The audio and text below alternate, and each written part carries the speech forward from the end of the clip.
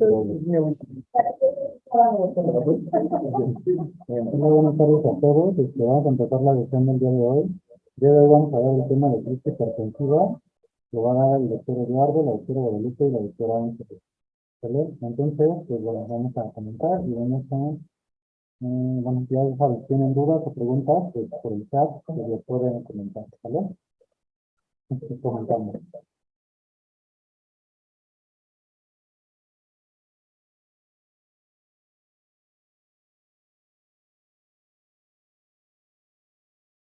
Crisis hipertensiva y vamos a empezar la plática.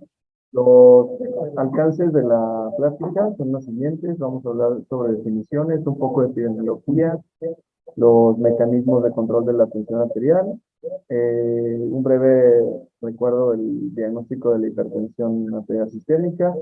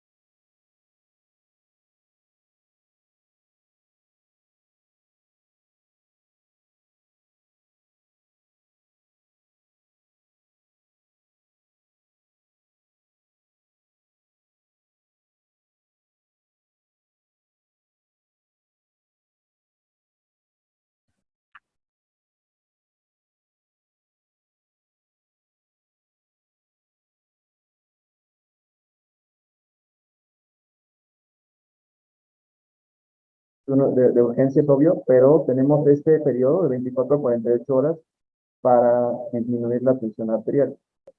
¿Ok? Y lo relevante de la emergencia hipertensiva, que aproximadamente el 24% de los casos corresponde a esto, pues va a ser que se tiene que dar manejo inmediato para evitar un daño irreversible a los órganos que ya mencioné. Un poco de epidemiología, bueno, en números está estimado que para el 2025 va a afectar aproximadamente a 1.5 billones de personas.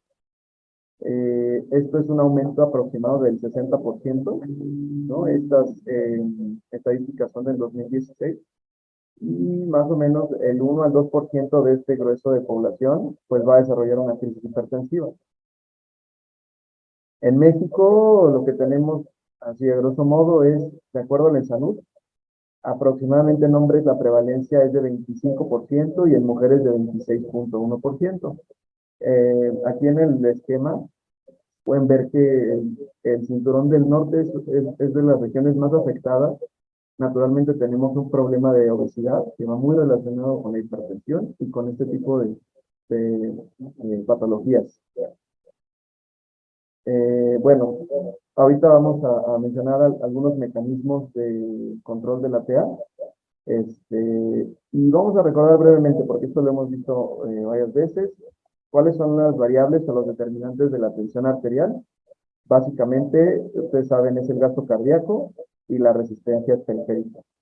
¿no? Obviamente el gasto cardíaco va a estar en íntima relación con la contractilidad miocárdica, perdón, ahí, y con el volumen sanguíneo intratorácico. En este caso, la frecuencia cardíaca no tiene tanta participación, a menos que tengamos una taquicardia muy extrema. Y obviamente, por la resistencia periférica está totalmente relacionada con el tono completo de, el árbol arterial, ¿no? Y las características previas de esas arterias. Y ahorita se va a volver relevante porque voy a mencionar algunos mecanismos de lesión directa endotelial. En este caso vamos a mencionar algo sobre la tensión arterial media. Y, en un ciclo cardíaco normal hay que recordar que la fase diastólica es la que más ocupa, de hecho, 2/3 del ciclo cardíaco, y por eso es que la consideramos dentro de nuestra ecuación de tensión arterial media. A pesar de que podamos pensar que la sistólica es la que más relevancia tiene para algo que vamos a ver, que es la perfusión de los tejidos. Realmente lo que más nos condiciona la ecuación es la diástole. Y pues en adultos sanos, recordamos, está entre 70 y 105, ¿no? Una tensión arterial media normal. Vamos a recordar muy brevemente cuáles son los mecanismos que controlan la TEA como orgánica, ¿no? Entonces, los vasoreceptores aórticos y carotídeos. Recuerden que estas estimulaciones mecánicas, al pensar que no hay distensión adecuada, ¿no? Secundario al flujo sanguíneo, entonces empiezan a desencadenar estímulos simpáticos para tratar de compensar el flujo. Igualmente tenemos quimiorreceptores a nivel carotídeo también, muy importantes, porque son sensibles a la hipoxemia, sobre todo a la presión parcial de CO2. Y finalmente, a largo plazo, pues como todos recordamos, el sistema renina-angiotensina-aldosterona, ¿no? Que lo va a llevar a cabo el riñón para control o alteración de la tensión arterial. Haciendo un breve recordatorio, pues las cifras son obviamente las normales, manejadas por la JNS8, debajo de 120/80.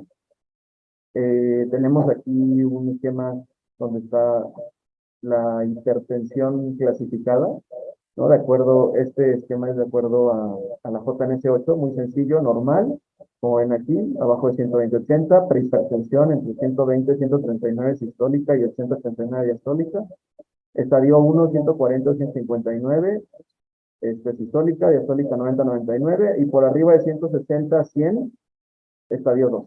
Y eso es lo que tenemos de acuerdo a la JNS8. Recordar también el método correcto, ¿no? No sé si puedan verlo bien aquí, pero me voy a detener tantito porque a pesar de que es muy obvio, lo hacemos todos los días, pues es parte de los alcances de la presentación recordar que el paciente debe estar por lo menos, o recomiendan por lo menos 5 a 10 minutos sentado, sin que le hayan realizado pruebas previas, sin que acabe de comer, ni haya consumido alcohol, no haya fumado o haya hecho actividad extenuante. Debe estar el brazo a nivel del corazón, bien recargado, con los pies pegados al piso y obviamente con un equipo adecuado, ¿no? Aquí viene pues un manómetro automático, pero generalmente aquí en el área de urgencias, pues lo que tenemos que hacer nosotros es tomar un brazalete adecuado, ¿no? Y eso pues considero que pocas veces se hace, pero bueno, forma parte de la medición correcta de la TEA. Y esto es algo importante, tomar tres medidas, ¿no? De hecho, algunos autores pues te dicen que tomes medidas de los dos brazos y las últimas dos en 3 medidas, las promedies y ese va a ser tu valor real. Sin embargo, pues pocas veces se hace. En esta tabla, tomada de las guías del Colegio Americano de Cardio y de la AJA, pues vienen los estadios que ya les mencioné de la JNS8, pero también viene los estadios que hace la AJA, ¿no? Y lo que quisiera remarcar aquí es que, por ejemplo, si ven hasta abajo, que es el renglón de las crisis hipertensivas, la AJA considera para diagnóstico de una crisis hipertensiva como una diastólica arriba de 120. Digo, aquí es a lo mejor muy poco diferencia, pero es importante tomarlo en cuenta porque pues cambia dependiendo de cuál es la fuente que leamos. Y Esto, de acuerdo a esta casuística, me parece muy importante mencionarlo. Muchas veces en la urgencias o en el contexto de la consulta, los pacientes refieren cierta sintomatología acompañada de la elevación de la presión. Pero en esta casuística encontraron que más de la mitad tienen síntomas no específicos, o sea, cefaleas, síndrome neurológico, mareo, náusea, palpitaciones, ¿sí? Y los menos frecuentes fueron disnea, dolor torácico y síncope, que muchas veces suelen ser los motivos de consulta de los pacientes, ¿no? Más, tengo la presión alta. Y bueno, en esta misma serie, que fue un estudio italiano, en 2014, en donde incluyeron cerca de 30.000 pacientes, es un estudio multicéntrico, pues aquí reportaron que en el 30.9% de los casos los pacientes se presentaron con edema pulmonar. Entonces es algo importante de considerar. Y eso lo vamos a mencionar más adelante en la fisiopatología de las complicaciones. Pues el diagnóstico es rápido. Historia clínica, antecedentes, síntomas.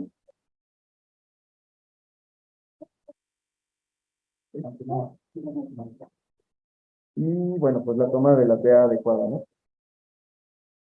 Eh, Factores de riesgo bien identificados y sobre todo el más importante es falta de apego al tratamiento, sexo femenino y obesidad.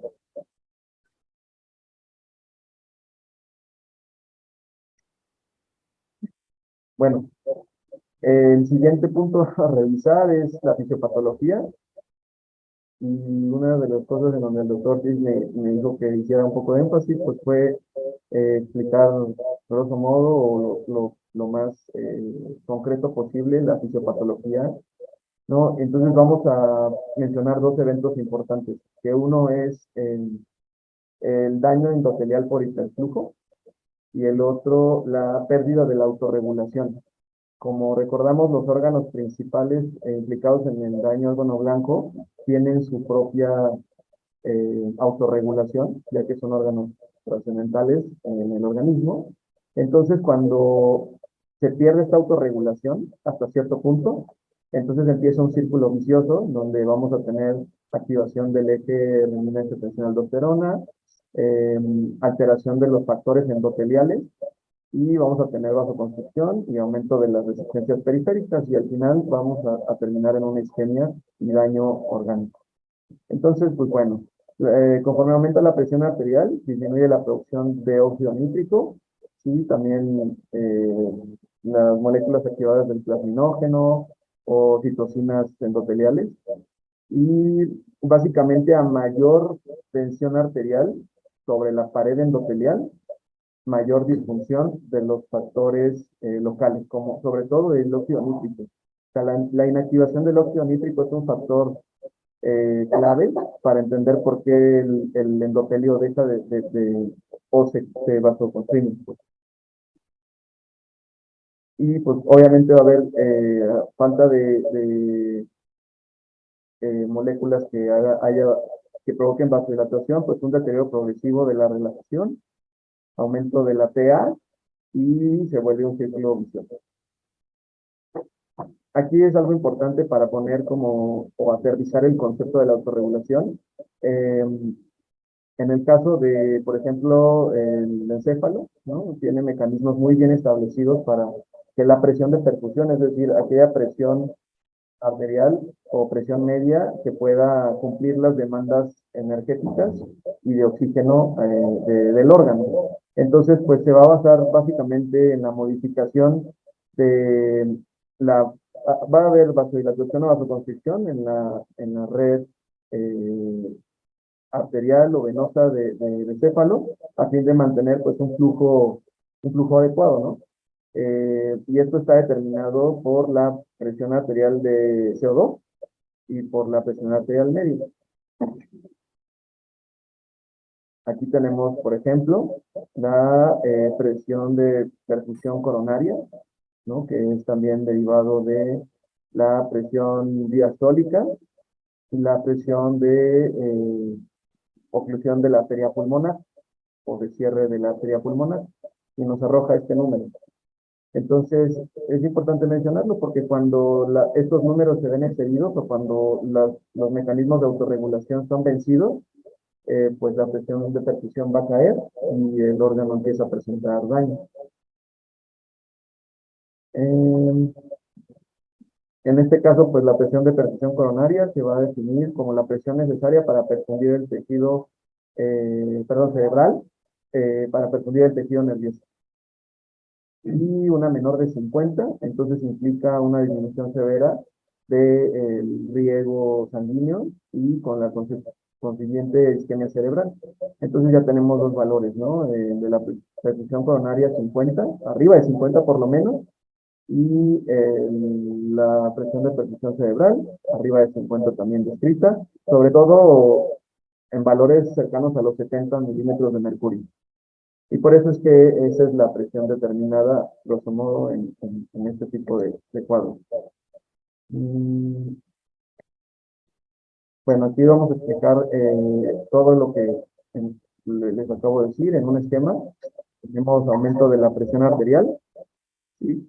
Recordemos que los órganos tienen un límite en la autorregulación, ¿sí? Empiezan a jugar con constricción o vasodilatación para cumplir sus demandas metabólicas, pero tienen un límite y si la presión arterial continúa aumentando, entonces va a aumentar la resistencia como respuesta a la baja o al bajo flujo orgánico y esto va a llevar a una vasoconstricción, que si se fijan a este nivel, empieza un círculo vicioso, que lo denotan estas flechas azules. Aumento de la presión, pérdida de la regulación, aumento de las resistencias periféricas y finalmente vasoconstricción. Y como mecanismos agregados, pues la activación del sistema renina-angiotensina-aldosterona, ¿no? Pues recordar angiotensina, bueno, la renina se produce en el riñón, luego se convierte en angiotensinógeno 1 en el hígado, luego angiotensina 2 en el pulmón, y finalmente actúa sobre las glándulas suprarrenales para ejercer el efecto final a nivel renal. Sin embargo, esto más un estado protrombótico, de lo cual vamos a mencionar brevemente más adelante, pues nos lleva a un estadio final de isquemia y daño órgano.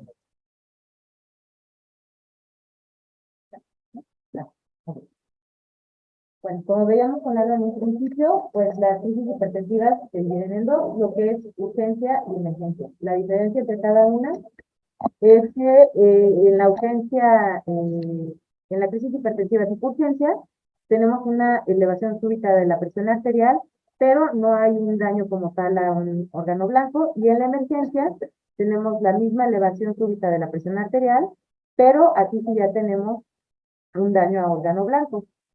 Las causas, bueno, ya las mencionó Lalo al principio de la plática. La más común, pues es el mal apego al tratamiento. Y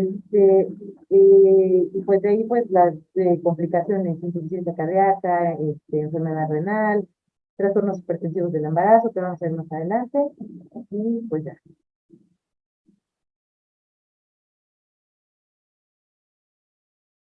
Ok, para empezar, vamos a ver que estas nos llegan muchísimo, las falsas crisis hipertensivas.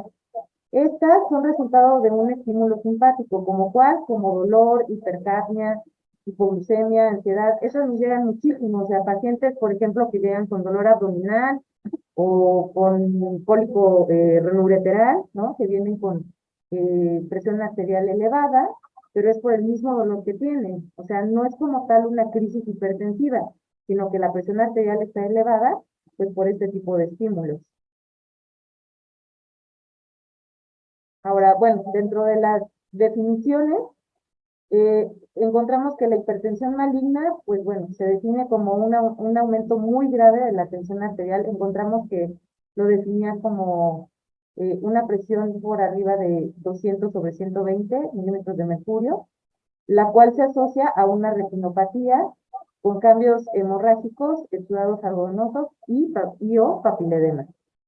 Y bueno, en la encefalopatía hipertensiva, que ahorita la vamos a ver aparte, presenta una elevación severa de la presión arterial, la cual se asocia pues a cambios pues neurológicos, o sea, puede estar el paciente letárgico, puede estar estuporoso, puede presentar convulsiones, etcétera.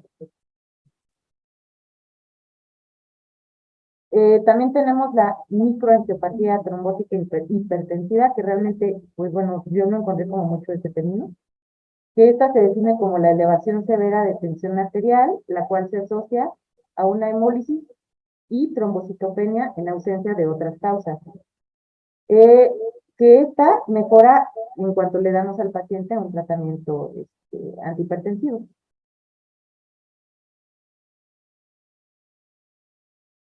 Ahora, como tal, la emergencia hipertensiva, como vimos, pues aquí ya presenta el paciente daño a órgano blanco, cuáles, que como mencionaba al principio de la plática, lo que es cerebro, lesión a nivel arterial, endotelial, lo que es a nivel de retina, riñones y corazón.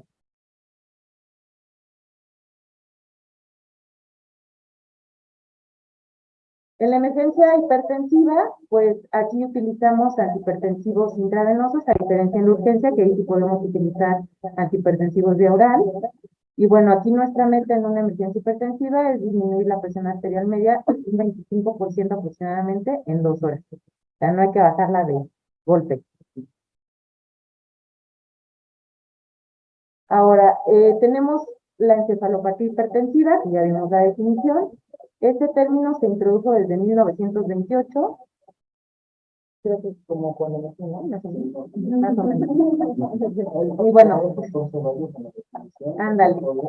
Entonces, bueno, en condiciones normales, como vimos con Lalo, la presión de perfusión cerebral es más o menos de 60 a 70 milímetros de mercurio. Y bueno, esto es directamente proporcional al flujo sanguíneo cerebral. Ahora, así es como se da la fisiopatología de la encefalopatía hipertensiva. Hay un aumento de la presión arterial intraluminal en la vasculatura cerebral, perdón. Hay un aumento, esto nos lleva a un aumento en la permeabilidad de la vascular cerebral. Esto, a su vez, ocasiona una vasodilatación y esto nos condiciona un edema cerebral, lo cual, pues, eh, produce pues, todos los cambios neurológicos en el paciente. Bueno, dentro de las mismas emergencias hipertensivas, pues tenemos... Mande, doctor. Ahí antes de que sigas, Sí. ¿cuáles serían las manifestaciones entonces de una encefalopatía hipertensiva? Ah, ok, la que mencionábamos. Puede presentarse el paciente letárgico, estuporoso, combativo, este, desorientado, ¿no? Es un deterioro neurológico difuso, ¿no? O sea, no es focal. El difuso es decir, tiene alteraciones del estado de conciencia, ¿no? Está desorientado, está letárgico y demás, ¿no? Y en casos extremos puede llegar a crisis convulsivas, Claro. ¿vale? Sin que tengamos un poco epileptógeno, un poco orgánico, ¿no? No tiene hemorragia intracraneal, no tiene isquemia, no tiene ninguna lesión aparente, no tuvo eventos de trauma, nada, solamente llega con hipertensión, ¿no? Entonces, también en el caso más extremo, la encefalopatía hipertensiva, ya es una causa de crisis convulsiva, ¿vale? Sí.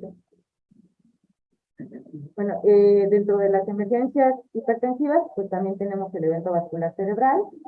Menciona la literatura que el 10% de los EVCs se acompañan de una elevación de la presión arterial. No todos los EVCs son secundarios a una crisis hipertensiva. Ahora, se recomienda en la fase aguda puede elevarse la presión arterial como un mecanismo compensador para mantener una adecuada perfusión cerebral. Aquí sí tengo dudas, porque yo encontré en literatura que decía que cuando tenemos un EVC isquémico, unos decían que se recomienda no tratar la hipertensión y otros decían que sí. ¿Cuándo tratarías una hipertensión en una vez isquémica? ¿Cuál sería tu objetivo a mantener? Porque ahí entra otro concepto u otro protocolo, ¿no? O sea, tienes un paciente con AVC isquémico entre las primeras 4 horas de evolución, ¿qué le haces? Lo trombolizas, ¿no? Entonces, para trombolizarlo, ¿qué tensión arterial tienes que cumplir? Para trombolizarlo, pero si estás arriba de 90, no te recomiendan más del 15%, ¿no? De la No, No. que ahí las guías de código de ICTU te dicen cuánto tiene que tener el paciente de tensión arterial máxima para que lo puedas trombolizar, porque si sobrepasa esas cifras, No, yo siempre pensaste, siempre está presente de precisamente, entonces,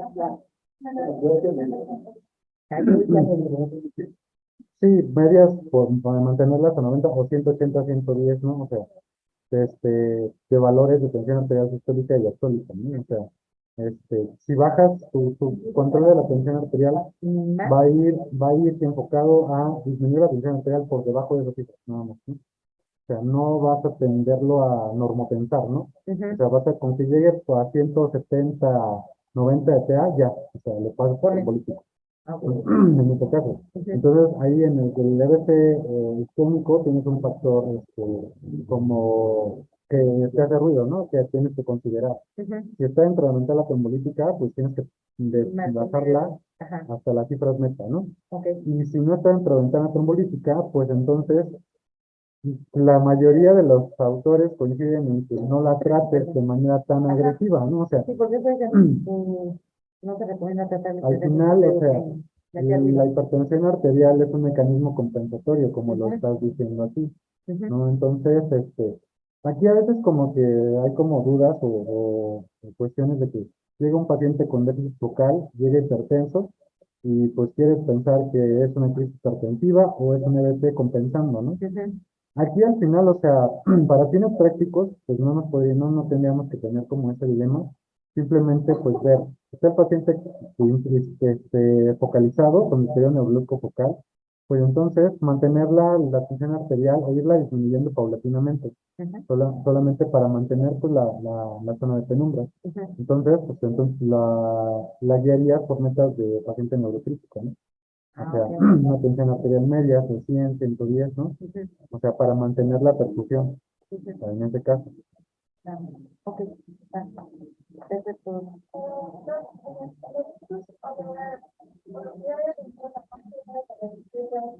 20% en las primeras 24 horas, ¿no? Precisamente por los mecanismos de ambulancia a nivel de la cerebral, ¿no? Ajá, pues lo que se recomendaría en este caso sería pues mantenerla por debajo de 170, 110, ¿no?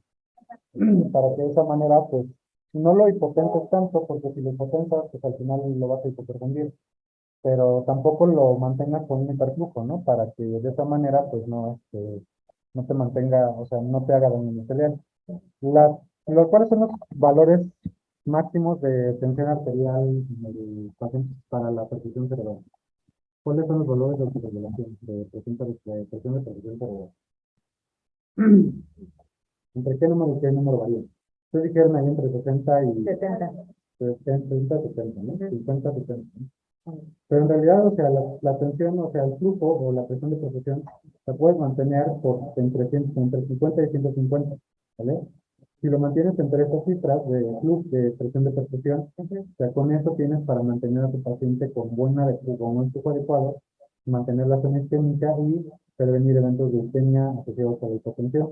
Y tampoco rebases las 350 para que de esa manera, pues tampoco causes daño como edema cerebral o aumento del edema cerebral, ¿no?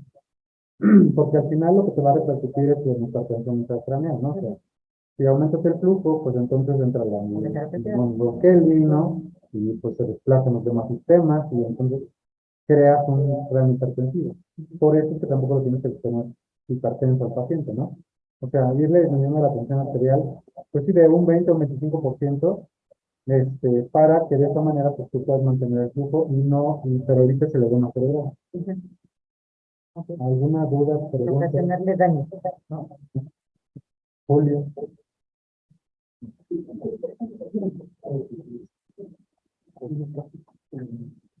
Ok, bueno, menciona que si de lo que usted ha hablado, que si utilizamos trombolítico, debemos de instaurar el antihipertensivo 24 horas, a las 24 horas de haberlo trombolizado, si la presión arterial se encuentra mayor a 185, 110.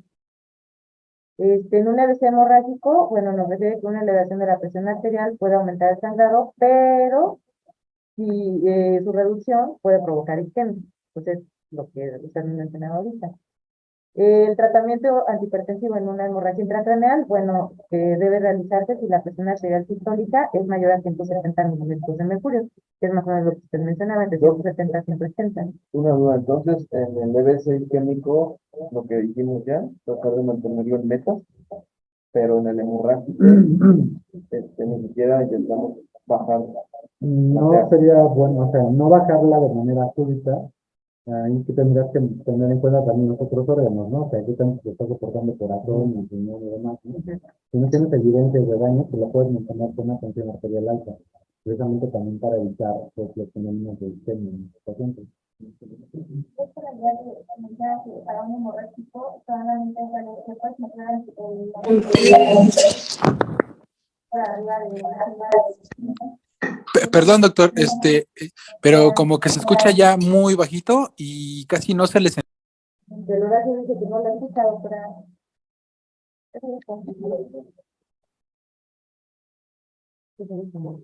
dicen que pues wow. ¿Se escucha bien o se escucha bajito? A ver, mencionan que están bien. Sí se escucha muy bajito y apenas y a veces se alcanza a entender nada, muy poquito, doctor. ¿Puedes cambiar tu micrófono? Yo apago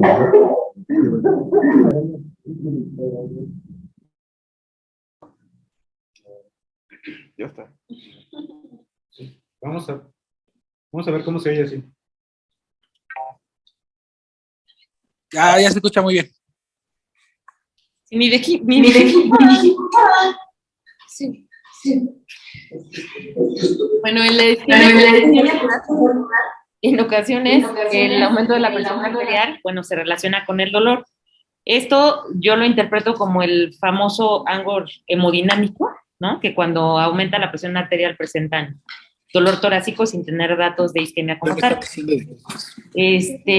Bueno, aquí se presenta un aumento en la resistencia de eyección sistólica, un aumento del estrés miocárdico y un aumento en el consumo de oxígeno.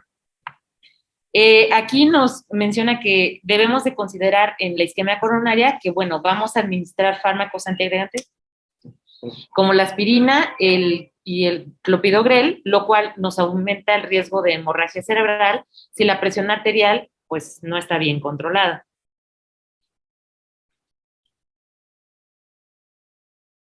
Dentro del edema pulmonar agudo, bueno, como bien sabemos, la insuficiencia cardíaca descompensada pues nos puede originar un edema pulmonar. Y bueno, como podemos ver aquí en el cuadro de las causas de edema pulmonar, pues tenemos lo que es, lo que veíamos en la diapositiva previa, lo que es el infarto agudo al miocardio. Y pues bueno, esto ocasiona un aumento de la presión hidrostática capilar y esto como consecuencia nos da un edema pulmonar. Ahora, tenemos la disección aórtica. La disección aórtica, el hematoma intramural y las úlceras ateroescleróticas penetrantes no son muy frecuentes, pero bueno, son de las complicaciones de las emergencias hipertensivas. Realmente la incidencia no es tan alta, refiere que son de 4 o 6 casos por cada 100,000 personas por año, pero esto aumenta hasta 30 o más en personas pues mayores de 65 años. Ahora, la disección aórtica o el aneurisma disecante de la aorta, esto es una disección de la íntima de la capa media de la pared arterial. Esto se da precisamente porque se desgarra esta capa por la fuerza del flujo del flujo sanguíneo cuando hay un aumento súbito de la presión arterial. ¿Y esa cómo se manifiesta? ¿Qué manifestaciones va a dar el paciente? Ay, perdón. Bueno, pues da dolor torácico, por supuesto, pero es un dolor muy diferente al anginoso. ¿Cómo es? Bueno, es un dolor de tipo transcriptivo. Perdón. Disculpa. Y Ay, no sé, no recuerdo. ¿Dónde les duele? En el pecho, pero ¿en qué parte? Epigastrio. No. ¿Alguien sabe? ¿Alguien lo recuerda? Interescapular, exactamente. Es un dolor que lo refieren aquí adelante, pero que dicen que les atraviesa como una espada, ¿no? Que les atraviesa entre las escápulas. Ujú. Entonces, ese es un dato muy, muy importante a diferenciar de un dolor torácico cardiogénico, ¿no? Ujú. Que un dolor torácico cardiogénico, pues va a ser clásico opresivo, poco localizable, ¿no? Que se irradia y demás cosas, ¿no? Ujú. En este caso, el paciente te va a saber decir dónde le duele. Te va a decir, me duele aquí, me duele atrás, ¿no? Ujú. Siento como si me hubieran atravesado la espalda, ¿no? Es un dolor muy intenso, que es más intenso incluso que el dolor de infarto. Ujú. Y como que encuentras en la exploración física. Eso también es bien importante tener en cuenta. ¿Pueden estar velados? Pues sí, sí, pero algo más importante. Más característico. ¿Dónde? Soplo, ¿en dónde?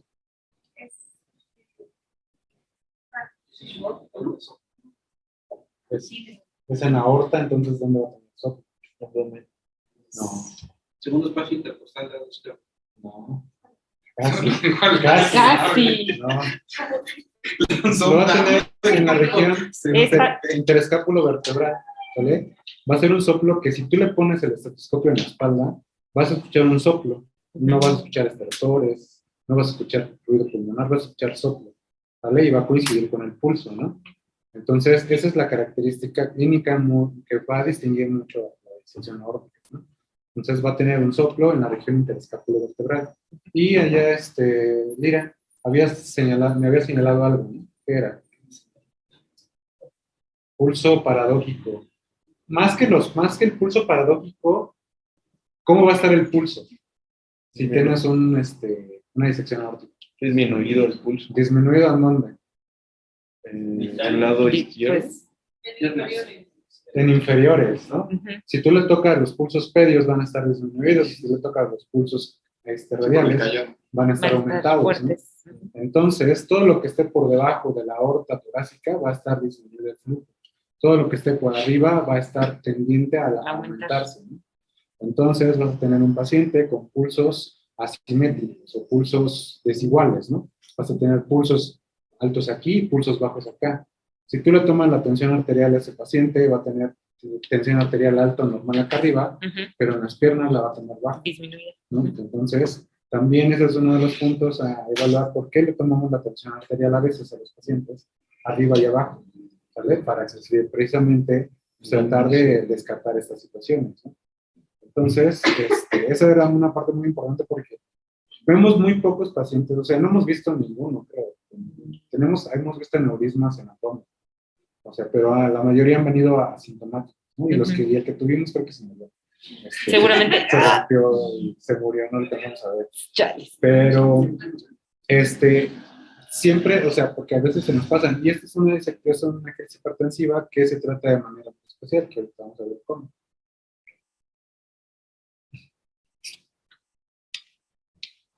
Bueno, dentro de las complicaciones tenemos la retinopatía hipertensiva, que bueno, este es un conjunto de alteraciones vasculares que se originan en la retina, relacionado con lesiones microvasculares, las cuales se producen por un aumento de la presión arterial.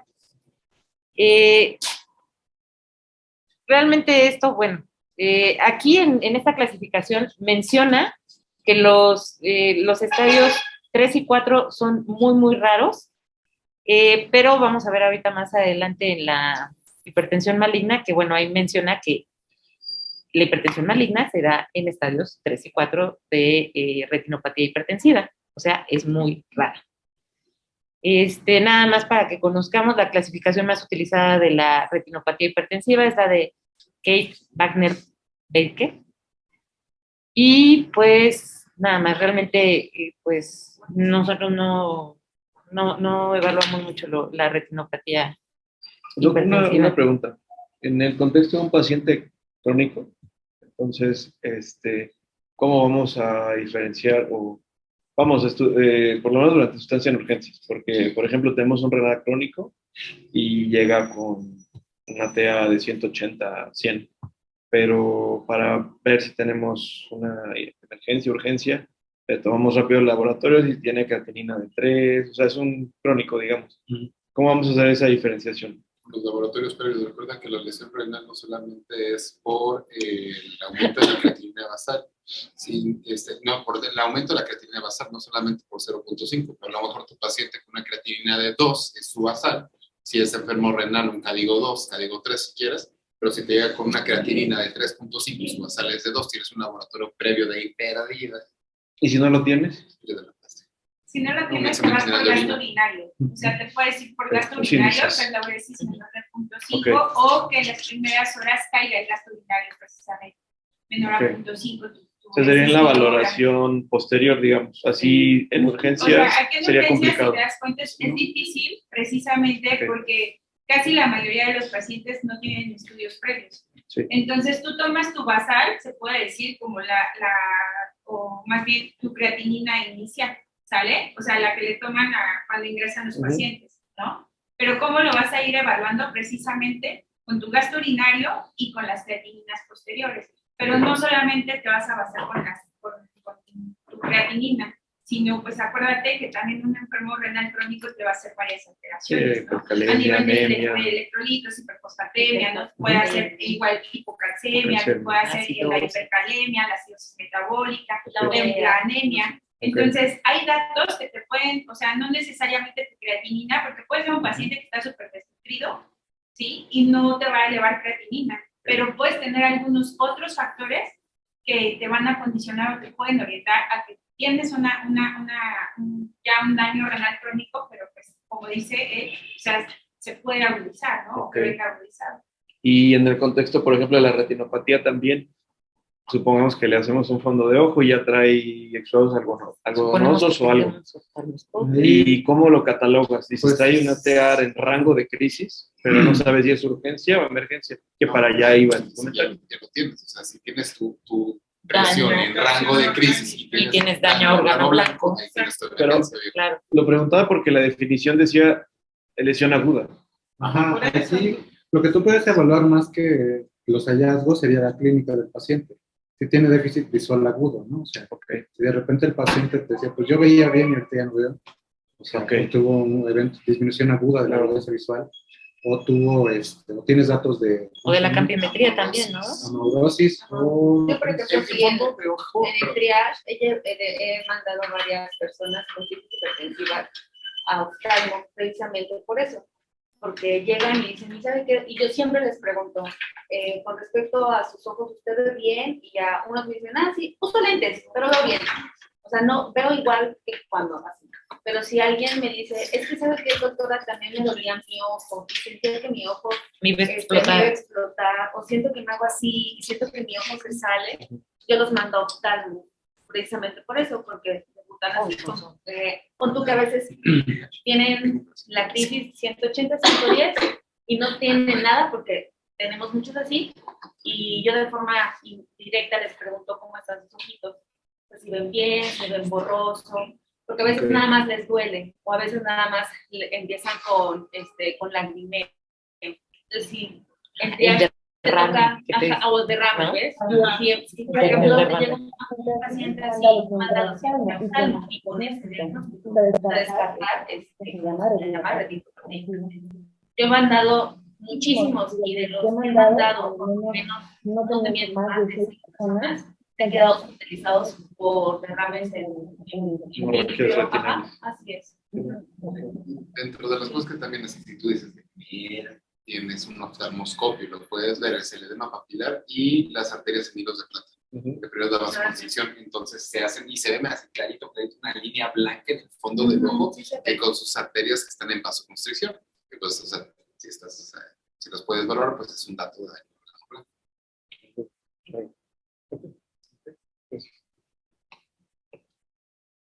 Ahora sí, lo que comentábamos de hipertensión maligna, realmente, Doc, yo encontré que el término ya no está como muy en uso, porque pues como podemos ver, bueno, este término se acuñó en 1928, cuando nacimos Horacio y yo, muy bien.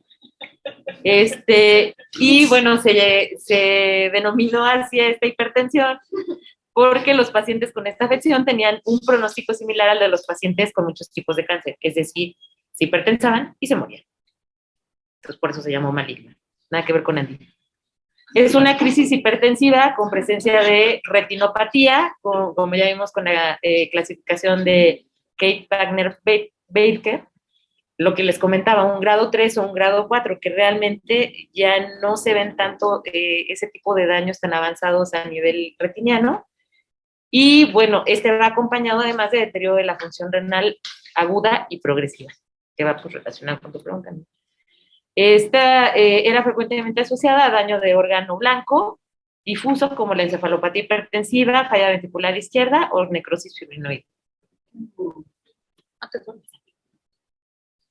Bueno, la cardiopatía hipertensiva, en esta tenemos la hipertrofia del ventrículo izquierdo y la disfunción diastólica son las primeras manifestaciones que se dan de daño cardiovascular de órganos blancos en pacientes con hipertensión arterial, con una hipertensión pues ya crónica.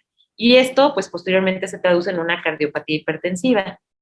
Ahora, las adaptaciones estructurales y funcionales resultantes conducen a un aumento de la masa o del volumen del ventrículo izquierdo, una disfunción diastólica, una insuficiencia cardíaca congestiva. Esto nos puede ocasionar arritmias y anomalías de la perfusión miocárdica, las cuales son debidas a una disfunción endotelial microvascular, como bien explicó Lalo al principio de la fisiopatología. Ahora, todo esto se da porque el propósito es disminuir la precarga, la poscarga, perdón, ajá, para evitar con esto una congestión pulmonar. Bueno, esto es una clasificación clínica de la cardiopatía hipertensiva, perdón, se ve bien pixelada. Poquito. Sí, leve, Sí, nada más. leve, ¿no? O sea, pero, ¿entiende, no? ¿No la sacaste de la guía? Sí, sí. Y bueno, también, obviamente, como ya vimos, por todo el daño endotelial que se da en las crisis hipertensivas, pues también tenemos una lesión renal. Encontré que, bueno, Clark y compañeros describieron en un estudio desde 1971, ya habíamos nacido nosotros, el Horacio y yo, en más de 300,000 pacientes, durante los cuales les dieron seguimiento durante 16 años, que existía una relación directa entre el control de la presión arterial y el riesgo de desarrollar enfermedad renal crónica de una manera independiente a muchas causas, ¿no? Edad, raza, etcétera. O sea, es decir, encontraron que la presión arterial elevada por sí sola, independientemente de todo, era un factor de riesgo para desarrollar una enfermedad renal. En esa época se llamaba insuficiencia renal. Me acuerdo. Sí, güey. Bueno, en este cuadro trata de explicar cómo es el daño a órgano blanco. Ok, tenemos una hipertensión arterial severa no controlada.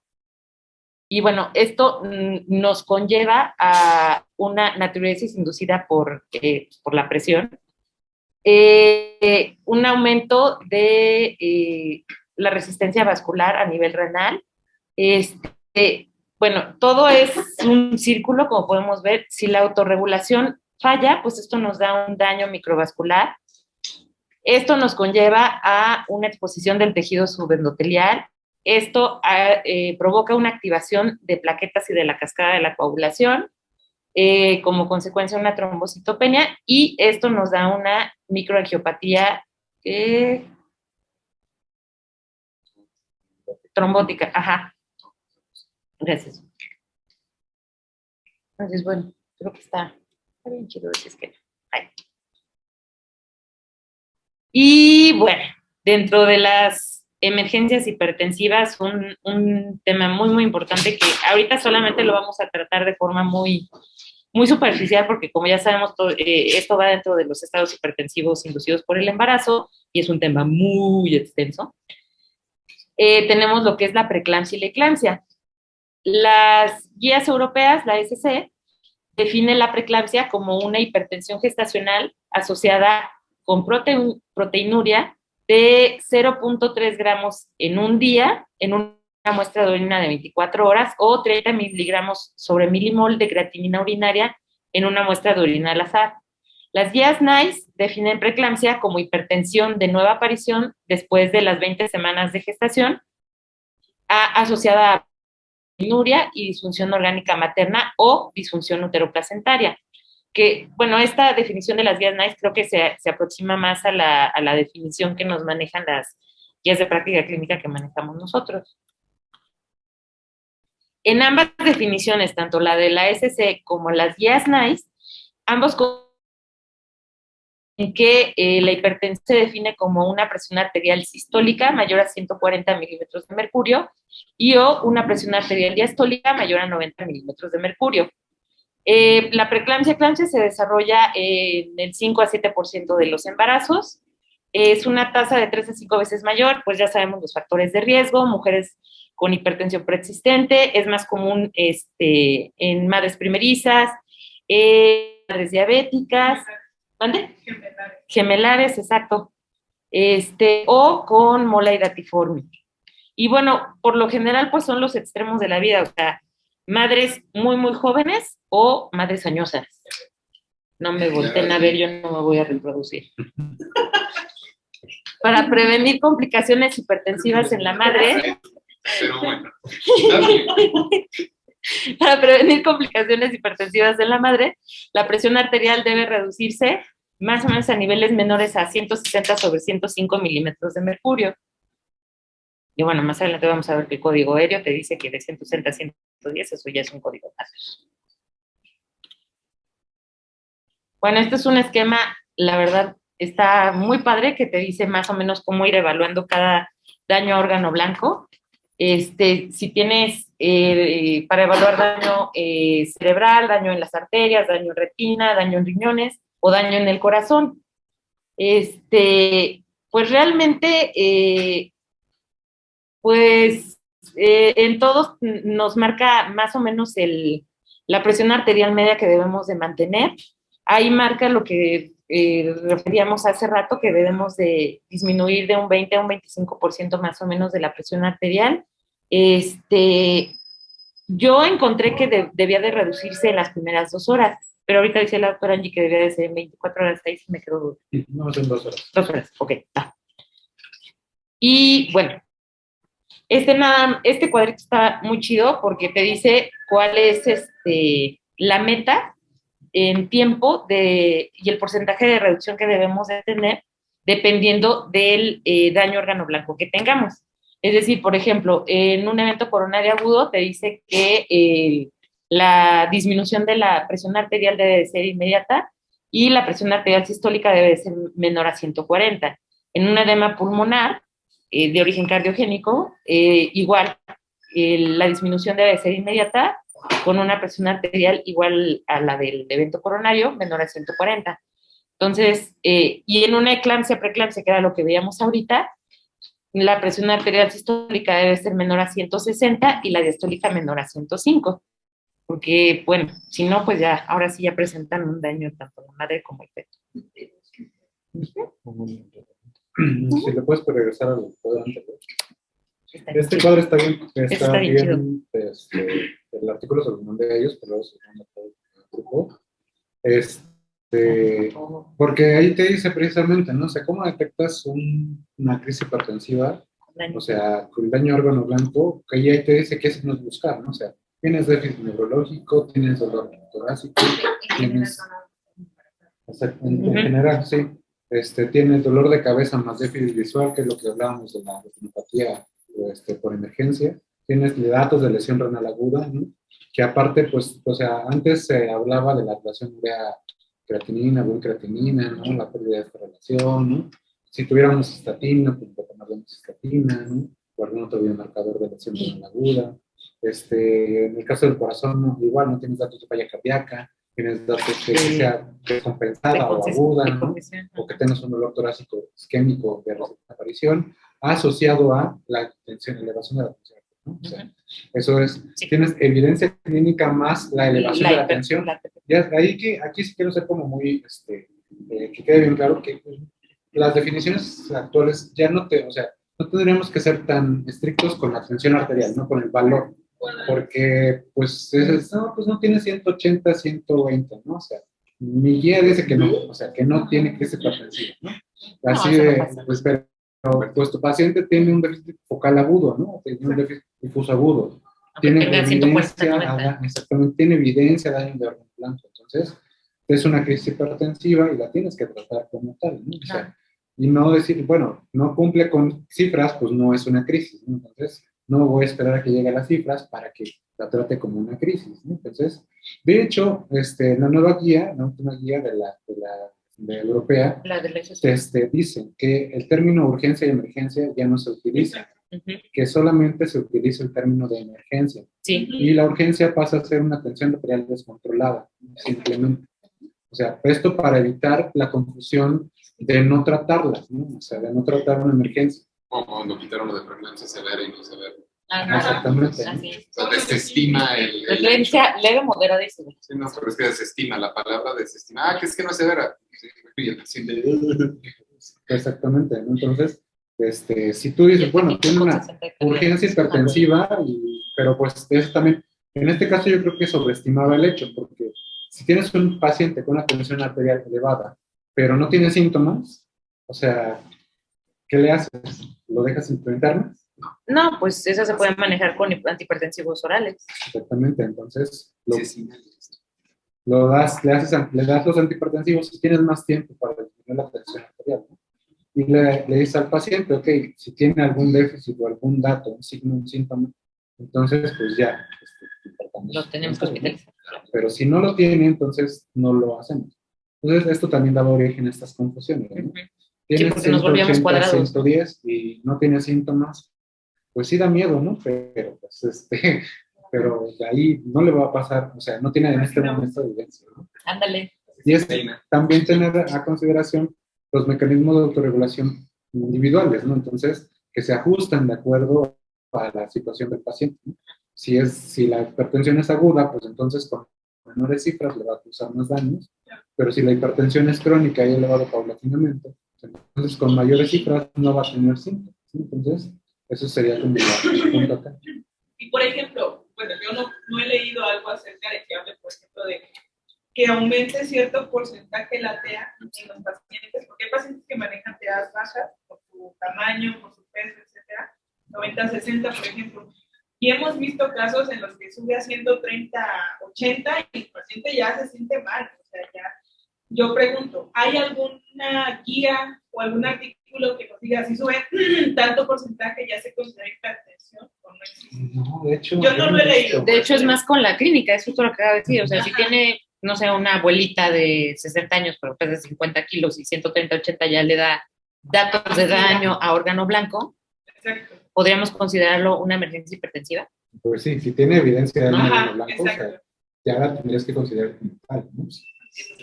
Aunque no cumpla con es la por clínica. No existe algo que diga, subiendo sería- tanto porcentaje. Sí, yo sé. Pero Sería, por eso sería un buen estudio, fíjate. Evaluar la elevación de la tensión arterial partiendo de la basal y a exacto. partir de cuánto se relaciona con síntomas, ¿no? Podría ser, no lo podríamos hacer en urgencias porque necesitamos las basales del Claro. paciente, pero pues se pudiera. ¿Dónde?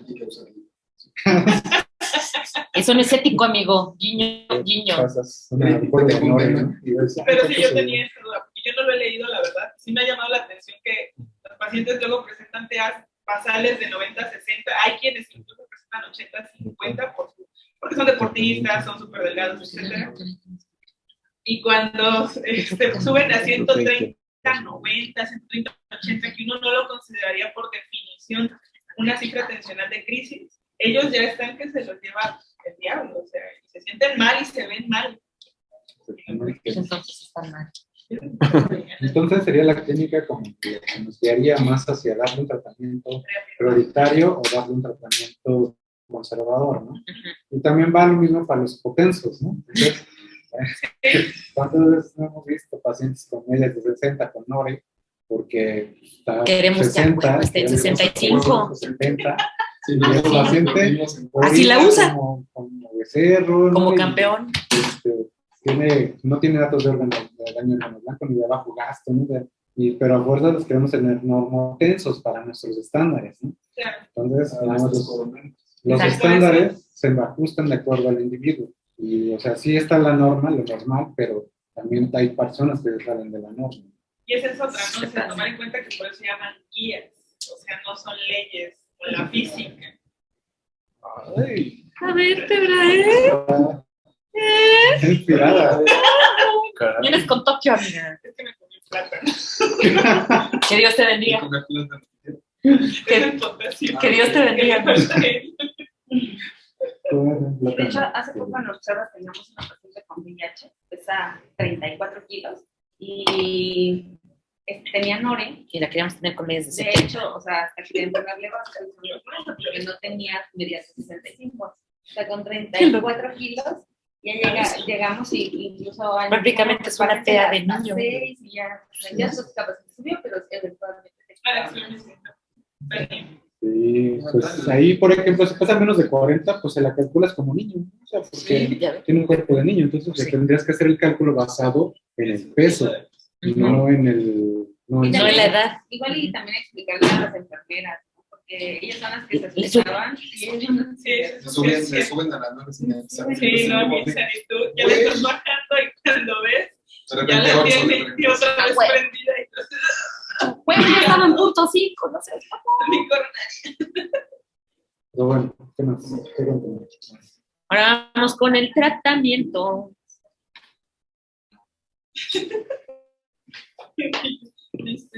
Sí, sí. Yo ya ni me acuerdo. No manches, te imaginas. Me lo veo. Yo ya ni me acuerdo. Vamos a hablar así en general en cuestión del tratamiento, porque si nos metemos como mucho en cuestión de los antihipertensivos y todo ese rollo, ahora sí es un tema bastante amplio. Creo yo que ya a estas alturas todos deberíamos de saber cómo mecanismos de acción y cosas así. Solamente nos vamos a ir enfocados al tipo de emergencia y qué tratamiento y a qué dosis se va a iniciar el tratamiento.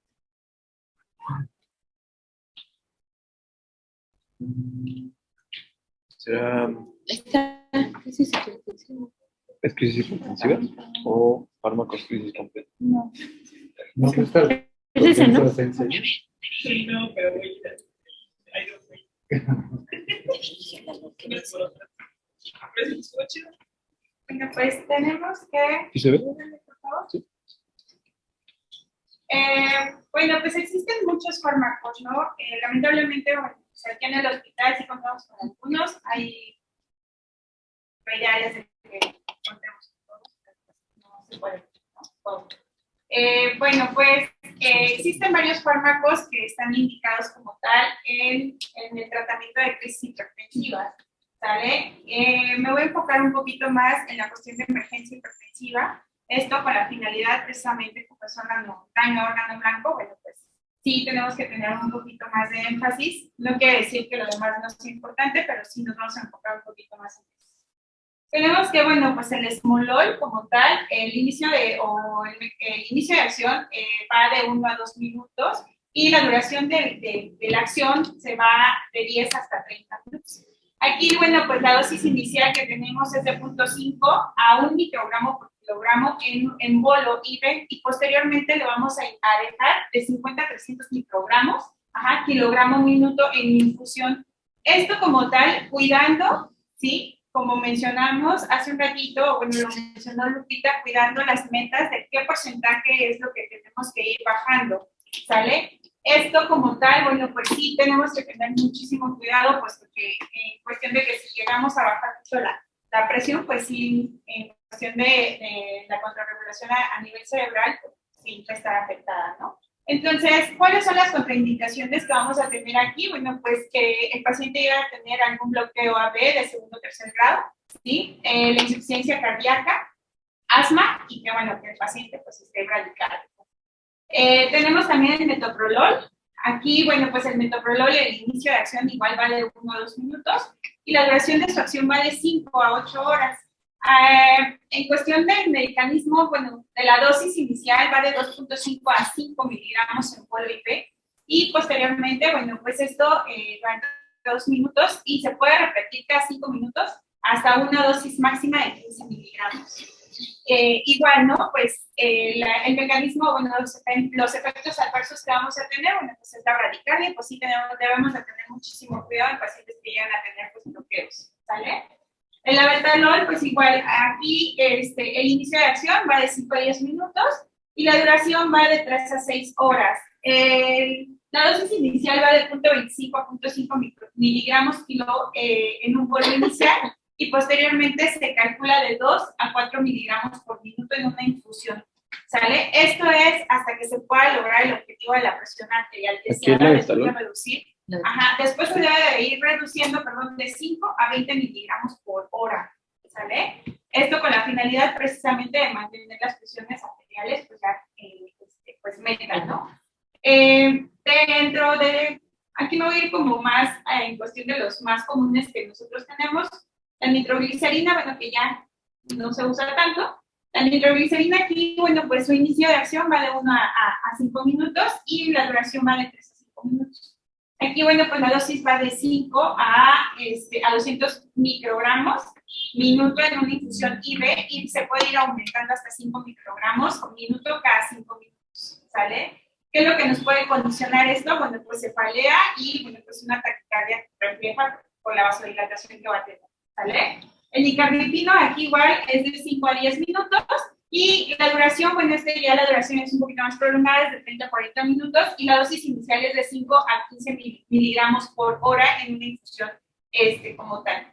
Aquí, bueno, pues lo que nos recomiendan es de que se debe iniciar con una dosis de 5 miligramos hora y se puede ir aumentando de 15 a 30 con 2.5 hasta lograr el objetivo de la presión arterial media y después se debe de ir reduciendo de 3 miligramos por hora, ¿sale? En cuestión de nitroprusiato, que también ese sí lo tenemos aquí, el inicio, bueno, pues es inmediato y la duración puede ser de 1 a 2 minutos y la dosis inicial es de 0.3 a 10 miligramos por kilogramo minuto. Esto es en una infusión como tal y bueno, se puede ir aumentando hasta 0.5 microgramos kilo minuto cada 5 minutos hasta lograr, ¿no? Aquí, pues sí debemos de tener mucho cuidado en pacientes con insuficiencia hepática, ¿sale? O insuficiencia renal. Está contraindicada, bueno, pues es una contraindicación relativa, pero pues sí hay que ver cuál es el riesgo-beneficio que le vamos a dar. ¿Qué sigue, por favor? La Guía Europea de Hipertensión, bueno, pues, como comentaba anteriormente, el objetivo del control de la TEA es que debemos de tener niveles más seguros en cuestión de la limitación o prevenir el daño a órgano blanco, pero siempre y cuando tratemos de evitar la hipotensión, porque acordemos que si le bajamos también la presión arterial así de forma súbita, pues también podemos tener algún efecto ahí que nos pueda condicionar una secuela, ¿no? Aquí, bueno, pues hay falta de estudios aleatorizados controlados acerca del tiempo exacto para la distribución de la TEA. Sin embargo, bueno, pues hay días que, como comentábamos, que va del 20 al 25%, ¿no? En las primeras 2 horas, etcétera. Pero pues también tenemos que ir viendo también las condiciones de ir individualizando a cada paciente. ¿A qué sigue, por favor?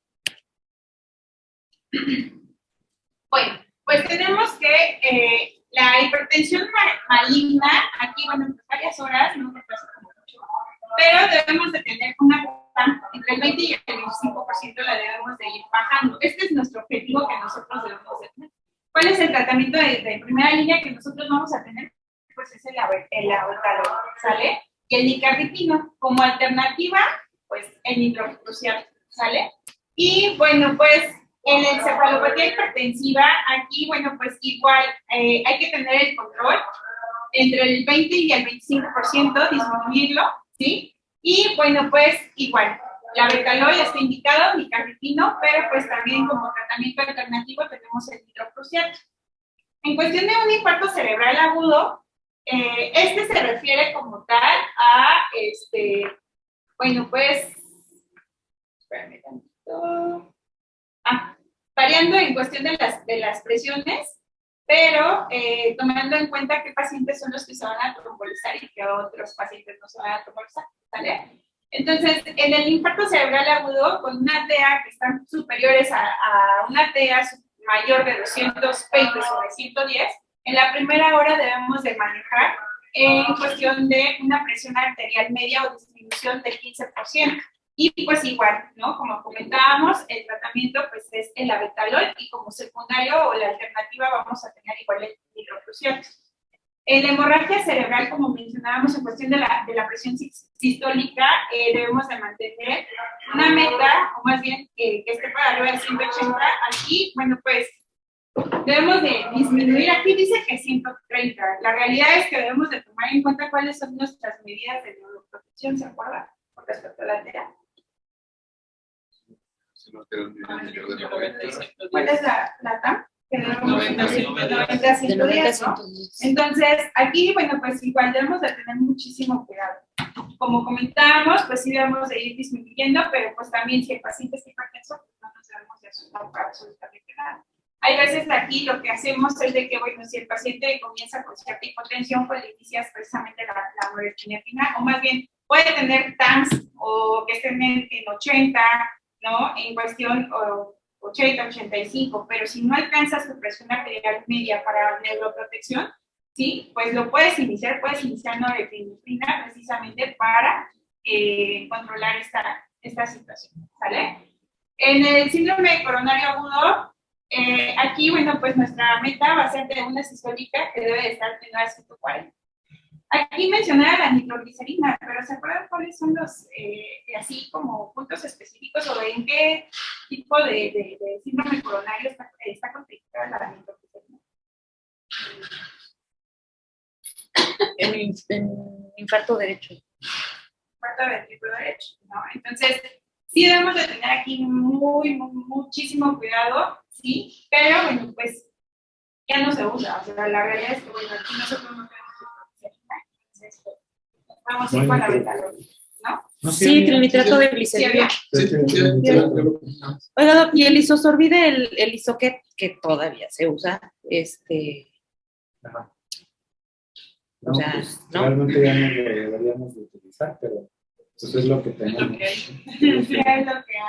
Guías latinoamericanas. Acuérdense que el nimodipino que tenemos, que hay frasco, que es el nimodipino IV, hemos tenido situaciones en las cuales a pacientes que vienen hipertensos o vienen con emergencia hipertensiva, se les indica, bueno, más bien se los han indicado. Recuerden que el nimodipino solamente está indicado para evitar el vasoespasmo cerebral. Eso es para lo único que se indica el nimodipino. Y solo cuando es por aneurisma, ¿no? Es correcto. ¿Sale? Y pues nada más, pero pues así como tal, como tratamiento para una emergencia de inicio, no, es solamente lo único que va a hacer es prevenir el vasoespasmo a nivel cerebral. En cuestión, bueno, el edema pulmonar, igual nuestra meta objetivo va a ser una sistólica menor a 140, está el nitrocruciato o la nitroglicerina más el diurético, ¿no? Y le podemos iniciar dosis así altas de furosemide y eso pues también nos va a ayudar en cuestión de la descongestión, pero pues también en cuestión de el control de la TEA. Y la enfermedad aórtica, que sí hay que disminuirlo de forma inmediata, ¿sale? Aquí nuestra meta objetivo va a ser una TEA sistólica menor a 120, pero también una frecuencia cardíaca menor a 60 latidos. El tratamiento aquí como tal, de primera línea, pues es el desmulol, el nitrocruciato, la nitroglicerina y como alternativa, pues para hacer unos puntos, unas cosas, bueno, unos comentarios puntuales de esta tabla. O sea, como ven, el indicado en casi todos los eventos cerebrales es el abetalol, ¿vale? O sea, un paciente hipertenso con deterioro neurológico focal, difuso, agudo, o sea, el indicado es un betabloqueador, esto porque no te modifica tanto las presiones intracraneales, ¿no? A diferencia de los otros. ¿Tenemos la betalol aquí? No. Bueno, rara vez, creo que una vez supe que hubo, pero... Sí, supe que hubo. Sí, hay es leyenda urbana, Sí, para que te lo vean. Entonces, la alternativa, o sea, nicaripino, pues menos, ¿no? O sea, no, pues... ese ni siquiera existe en México, creo. Qué fifi. Pero se podría hacer ahí de acuerdo a la radioselectividad de beta-bloqueadores. Es esmolol. Podrías utilizar esmolol, pero esmolol, o sea, tienes el problema que el esmolol te disminuye la tensión arterial muy rápido, más rápido que la betalol. Entonces, por eso es que no está indicado en como primera línea en estos tratamientos, ¿no? Lo ves en la enfermedad aórtica o en la disección aórtica, porque como tiene un inicio de acción rápido y es muy fuerte, entonces te va a disminuir la tensión arterial media muy rápido. Entonces, por eso es que está hasta acá abajo. Pero, pues como una alternativa a la betalol, pues puedes utilizar esmolol, siendo cuidadoso con la infusión, iniciar las dosis bajas e irlo subiendo paulatinamente conforme tu TEA vaya modificándose. Metoprolol, pues es que metoprolol, el problema es que no hay intravenoso aquí. Aquí no tenemos IB. O sea, si vieron la tabla anterior, es que la dosis era intravenosa, 15 a 30, ¿no? O sea, aquí no hay. Entonces, darle un medicamento oral a un paciente que está en emergencia hipertensiva estable, entonces puede ser contraproducente porque hay hipoperfusión gástrica, no se va a absorber bien el medicamento, entonces te va a actuar en mayor tiempo y pues puede vomitar el paciente, ¿no? También existe a riesgo y broncoaspiración. Entonces, metoprolol vía oral, pues no, o sea, no sería como la indicación aquí, pues solamente si lo tuvieran intravenoso. Y en el caso del corazón, pues los nitratos serían un tratamiento adecuado, pero pues solamente teniendo en consideración los problemas que les había comentado antes, ¿no? Un infarto de ventrículo derecho, con carga inferior, que tenga reflujo vagal, ¿no? ¿Cómo se llama este reflejo? ¿Cómo se llama? ¿Cómo estás, Julio? ¿Cómo se llama el reflejo que les pregunté ese día? El del infarto de inferior. Benson Jarich. Entonces, sí, eso que dijo. De acuerdo. Por supuesto, pues como no. Yo ya sabía. Aquí estaba. Macho, Julito ya está más para allá que para acá. exactamente. Entonces, si tienes un reflejo de Benson Jarich, o sea, olvídalo, no puedes dar nitratos. Entonces, solamente ahí te irías por la otra opción, que sería un diurético. La furosemide tiene un efecto hipotensor discreto. Exactamente. Entonces, que es dosis dependiente. Si tú le das una dosis muy alta al paciente, lo puedes hipotensar. Entonces, pudieras echar ventaja de ese beneficio en cuanto al cardíaco, ¿no? Al daño cardíaco. No usarlo en los cerebrales. ¿Por qué? Porque puedes disminuir el flujo sanguíneo cerebral y causar daño en lugar de beneficio, ¿no? Entonces, sería como los puntos. Y el urapil, urapidil, ese ni siquiera lo he visto. Ni lo conozco, Doc. Ni lo topo. Sí, No.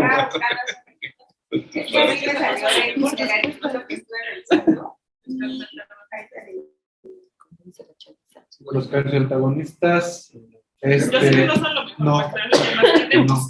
porque el felipino te puede ocasionar un secuestro coronario, su vasoespasmo coronario y infarto. Y el nimodipino no tiene un efecto hipotensor per se, o sea, tiene un efecto dilatador, pero se utiliza más en la hemorragia aneurismática, ¿no? En las hemorragias subaracnoideas de origen aneurismático. Y referían que era mejor, ahí sí, vía oral que el IV, ¿no? Exacto. Bueno, ahí hay controversias, hay artículos que dicen que sí, que hay unos que es igual, unos que no, depende, pero pues, si lo tienes IV, se lo digo. Si lo tienes vía oral, pues si no tiene contraindicación, pues vía oral. Aparte es fotosensible. Exactamente, también el nitrocruciato es fotosensible. O sea, no sé. Eso lo tienes que cubrir con un equipo especial y evitando que se exponga el sol y los vientos. Sí, una bolsa negra de basura. Antagonista selectivo de los receptores alfa-1. ¿Cuál? Ajá. ¿El urapidil? Sí, es un vasodilatador directo. Bueno, para igual cuando como ejerzamos en primer mundo. ¿Cómo se llama? ¿Qué usan para las embarazadas? ¿Usaban? No, Hidralacina. Hidralacina. Todavía no. Por supuesto, es la primera línea. Todavía está Ya en cuadro básico. posteriormente al control de la crisis rechazo de Metildopa. De hecho, hay un estudio muy padre con uso de la fase aguda del nifedipino contra hidralacina. Y se ven menos efectos adversos con el nifedipino, pero aquí seguimos con hidralacina. A ver, sí. Bueno, pues aquí hay dos situaciones especiales en las cuales pues, vamos a tener hiperreactividad simpática en intoxicación por metanfetaminas, cocaína o simpáticos. Acuérdense que los pacientes pues, llegan hipertensos, ¿no? Aquí los fármacos de elección, bueno, pues la clonidina, que es el simpático central, alternativas nicaragüina o nitrofusión, ¿vale? En el cromocitoma, aquí se recomienda melamina y, bueno, pues el uso de beta-bloqueadores solamente posterior al uso del alfa-bloqueador para evitar precisamente la hipertensión, ¿sale? Como alternativa, pues el nitrofusión. ¿Alfa-bloqueadores cuáles son? Prazosin. Y aquí, en la hiperreactividad simpática, por ejemplo, por metanfetaminas o drogas simpáticas, un coadyuvante importante son las benzodiazepinas. Aquí me dejé investigar cuál es el origen del edema pulmonar de origen cerebral. ¿Por qué se hace en el edema pulmonar los pacientes con hemorragia, subaracnoidea y hemorragia intracraneal? Ay, no me acuerdo aquí. Creo que no está aquí. Pero las benzodiazepinas... Pero las benzodiazepinas tienen un efecto a nivel central que disminuye la descarga catecolinérgica. Entonces, en un paciente que está ansioso, que está con una crisis, pues, y aparte, o sea, ahí te va a disminuir la secreción de noradrenalina desde el cerebro. Entonces, por eso es que coadyuvan en algunos tratamientos como el edema pulmonar, pero también en los pacientes con intoxicación por metanfetaminas está indicado.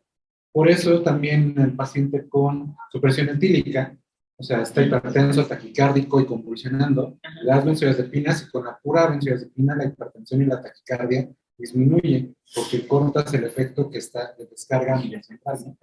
Entonces, en un paciente intoxicado con tachas, pues entonces le pasas diazepam bueno, lorazepam sería el indicado en este caso, más aparte el alfa bloqueador, ¿no? El simpaticolítico. Clonidina, pues como no tenemos, entonces pues prazosin sería como el adecuado en ellos. Porque no lo dice tan seguro. Pero igual como... No, o un beta bloqueador. O sea, es que si le das beta bloqueador, le tienes que bloquear la vía alfa. Sí. ¿No? O sea, entonces, porque las dos están estimuladas. Entonces, el tratamiento sería prazosin más metoprolol, ¿no? Por ejemplo, o propanolol. Más benzo. Sí, claro. Más una benzodiazepina. Más una benzodiazepina. Coxelazo. Siempre y cuando te lo practicas. Sí, también. ¿La Bueno, qué? estamos a ver que el intoxicado va a llegar hipertenso, ¿no? O sea, ponte una TA de 180, 120, pero si está, no, es que pocas veces te va a llegar normotenso. Sí. Rara vez. Sí, hay que tener cuidado con eso. Tenemos que, bueno, pues los bloqueadores de calcio, aquí en el pino, la dosis inicial es de 5 miligramos por hora, ya 5 minutos de 12.5 miligramos por hora, máximo de 15 minutos. En cuestión de, se debe iniciar también 1 miligramo del clorhídrico. Esto, bueno, pues esto no lo hay. Pero, sin embargo, bueno, pues aquí debemos de tener cuidado con el uso del nifedipino en estenosis aórtica, pues ya avanzada. ¿Vale? Los vasodilatadores dependientes del óxido nítrico, como el nitrofusiato, como comentábamos, la dosis inicial pues va de 0.3 a 0.5 microgramos por minuto y pues ir aumentando, como comentaba el doctor, ¿no? Ir aumentando nuestra dosis, siempre irnos de dosis muy bajita a una dosis ya posteriormente alta hasta encontrar nuestras presiones objetivo. Y bueno, pues aquí la dosis máxima que vamos a tener es de 10 microgramos por minuto. ¿Vale? Y bueno, pues aquí sí debemos de tener el monitoreo estricto de cuestión de la TEA por el mecanismo de acción que tenemos del medicamento. Y pues hay que evitarlo en pacientes que vienen con intoxicación por ciento. La nitroglicerina, bueno, pues la dosis inicial, como comentábamos, es de 5 microgramos por minuto y el incremento igual va de 5. Esto va de cada 3 a 5 minutos y la dosis máxima que vamos a tener es de 20 microgramos por minuto. Como comentábamos, pues es los usos especiales, ¿no? Que tenemos el impacto de ventrículo derecho, etc. Y el edema pulmonar. Aquí, bueno, pues no se debe usar en pacientes que están detectados de volumen. En cuestión de los vasodilatadores como la hidralazina, aquí, bueno, lo que comentaban es de que es la dosis inicial de 10 miligramos y esto, bueno, pues se puede administrar hasta 20 miligramos y se puede repetir la dosis de cada 4 a 6 horas y, bueno, pues esto solamente a través para reclamación.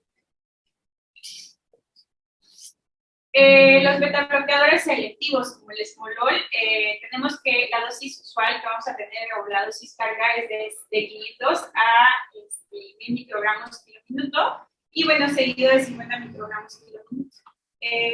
Pues aquí sí tener cuidado en pacientes que se encuentran con bradicardia o que están con insuficiencia cardíaca descompensada. Y bueno, pues el abetalol, ¿no? Que son betabloqueadores combinados alfa, no selectivos beta. Y bueno, pues aquí la dosis inicial es de 0.3 a de 0.1, perdón, a 0.3 microgramos con una dosis máxima de 20, ¿sale? Miligramos, perdón, cada 10 minutos. Y bueno, pues podemos dar hasta una dosis máxima de 300. Aquí, bueno, pues va a estar contraindicado en pacientes que se encuentran con EPOC o con hiperactividad en cuestión de vías aéreas. Los bloqueadores adrenérgicos no selectivos, como la fenolamina, esto, bueno, pues es el bolo inicial que mencionan ahí de 5 miligramos, y bueno, se puede dar cada 10 minutos, y bueno, pues esto se puede estar repitiendo cada 10 minutos hasta alcanzar nuestra TEA objetivo, y bueno, pues esto, como comentábamos, era solo exclusivo para el exceso, o está como uso para el exceso de catecolamina. Y los agonistas selectivos, ¿sale? De la dopamina, como, es que estos no lo han, ¿sale? Pero sí los menciona el artículo.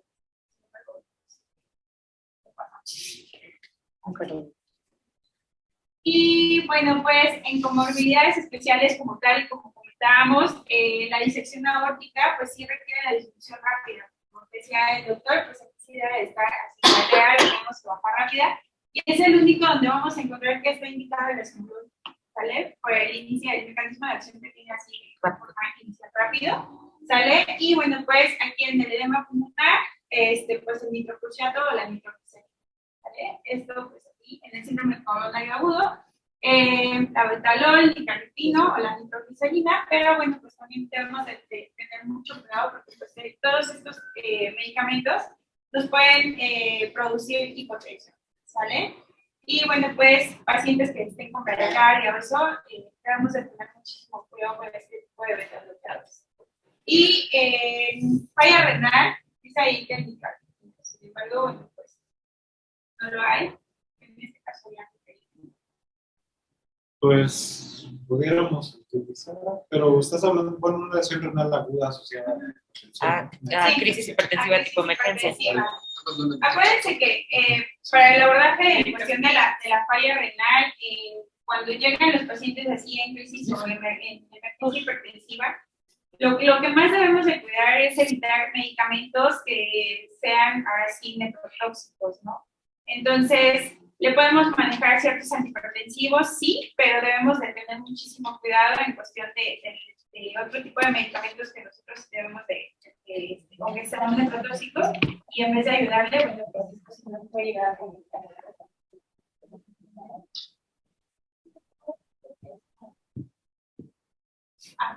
pues es prácticamente lo mismo, doctor, solamente efectos adversos que vienen ahí, eso sí hay que conocerlos. Nitrocruciato, bueno, pues náuseas, sudoración, nos puede provocar acidosis láctica y bueno, pues nada, ¿vale? La nitroglicerina por la vasodilatación puede llegar a presentar cefalea, vómito, taquicardia e incluso pueden tener tolerancia con el uso prolongado. ¿Vale? El abetalol, como les comentaba, la bradicardia y el corteo AB pueden llegar a presentar. Y bueno, pues en enalapril, aquí de los efectos adversos son variables, pero recuerden que la mayor parte de lo más frecuente es la captopril, enalapril y el de la hidralazina, pues igual, hipotensión, náusea, vómito, y el nicaripino lo que nos puede dar es taquicardia, cefalea y bueno, pues local. Es decir, pues una dosis muy bien.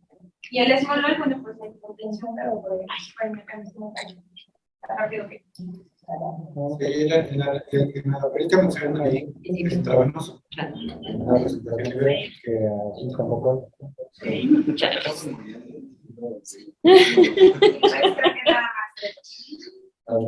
¿Alguna duda o pregunta que tengan con respecto al tema? No, pues,